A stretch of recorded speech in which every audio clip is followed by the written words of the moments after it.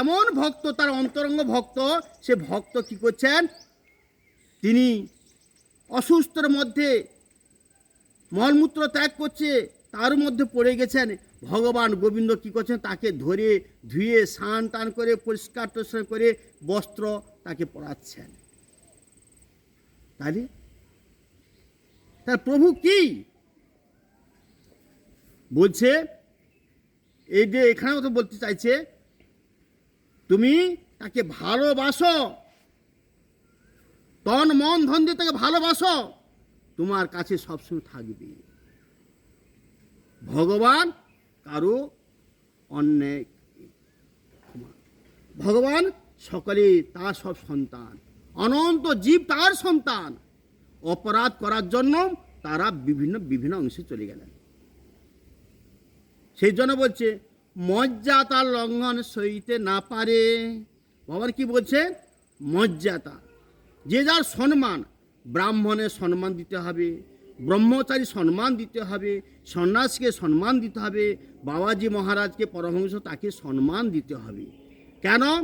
এবং যেই যে মানুষ যেই যে স্তরে আছেন জড়জগতের, প্রফেসর হোক, ডাক্তার হোক, মাস্টার হোক, প্রধানমন্ত্রী হোক, রাষ্ট্রপতি হোক, মুখ্যমন্ত্রী হোক, রাজ্যপাল হোক, সবাইকে সম্মান দিতে হবে, সবাইকে সম্মান দিতে হবে। যার যেটা গদি তাকে সেটা সম্মান দিতে হবে। তার জন্য ভগবান বলছেন কেন সম্মান দিতে হবে, সবার হৃদয়ের মধ্যে জীব পরমাত্মা বাস করেছে। আমি কাকে প্রণাম করছি, তার যদি প্রাণটা চলে যায় তখন তুমি প্রাণ প্রণাম করছো, তার প্রাণটা চলে গেল তখন তুমি তাকে প্রণাম করছো।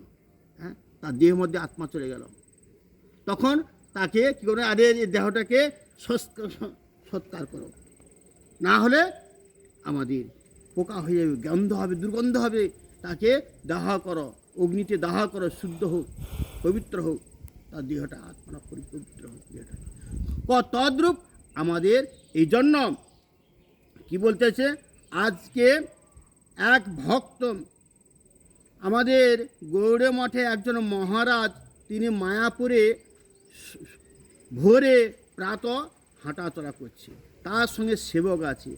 একজন মুসলমান মহারাজকে প্রণাম করছেন, প্রণাম করে বলছে মহারাজ একাদশী কবে?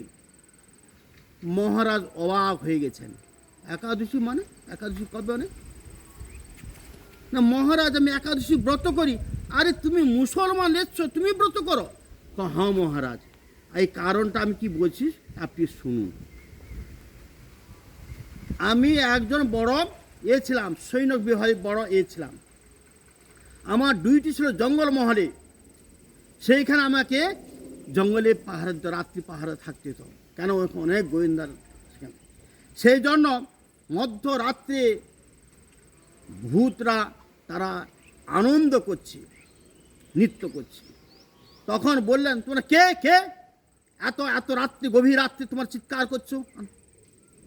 তখন বলছে আমার মেয়ে বিবাহ হবে, সেই জন্য আমরা এত আনন্দ করছি। দৈবাৎ বশত সে রাজার এক পুত্র, সে একাদশী দিন বিবাহ হবে এবং ছেলে মেয়েরা কিছু জলটল গ্রহণ করে না, উপবাস থাকে। দৈবাৎ বশত তার অপঘাতে অ্যাক্সিডেন্ট করে মৃত্যু হলো। মৃত্যু হওয়ার পর তখন বিষ্ণুদূত তাকে নিয়ে চলে গেল, বিষ্ণু তাকে নিয়ে হরণ করে নিয়ে চলে গেল। যেহেতু একাদশী দিন তিনি ব্রত করেছিলেন, ব্রত করা সেই কিছু গ্রহণ করেনি এবং তার মৃত্যু হয়েছে। তার অপঘাতে মৃত্যু কথা ছিল, দৈবাৎ বশত তার মৃত্যুটা, যথাযথ মৃত্যুটা হয়ে গেছে একাদশী দিন। সেই দিন একাদশী তিথি ছিল, সে জানে না, অজ্ঞ, অজান্তে একাদশী ব্রত নির্জলা ব্রত হয়ে গেছে। তার পরের দিন আবার সেই তারা খুব কান্নাকাটি করছে। তার ডিউটি ছিল সেই রাত্রে জঙ্গলে। তখন বলছে কে কে তোমার এত চিৎকার করে এত কান্নাকাটি করছো? না আমার মেয়ের বিবাহ কথা ছিল, বিবাহ হলো না। কেন বিবাহ হলো না? প্রশ্ন করছে, কেন বিবাহ হলো না? ওই তার মৃত্যু হয়ে গেল, বিবাহতে আসার কথা ছিল, অপঘাতে মৃত্যু হলে সে প্রেত আত্মা হতো, প্রেত আত্মা হয়ে আমার মেয়ের সঙ্গে তার বিবাহ হতো। আর সেই দিন একাদশী তিথি ছিল, সেই একাদশী ব্রত করে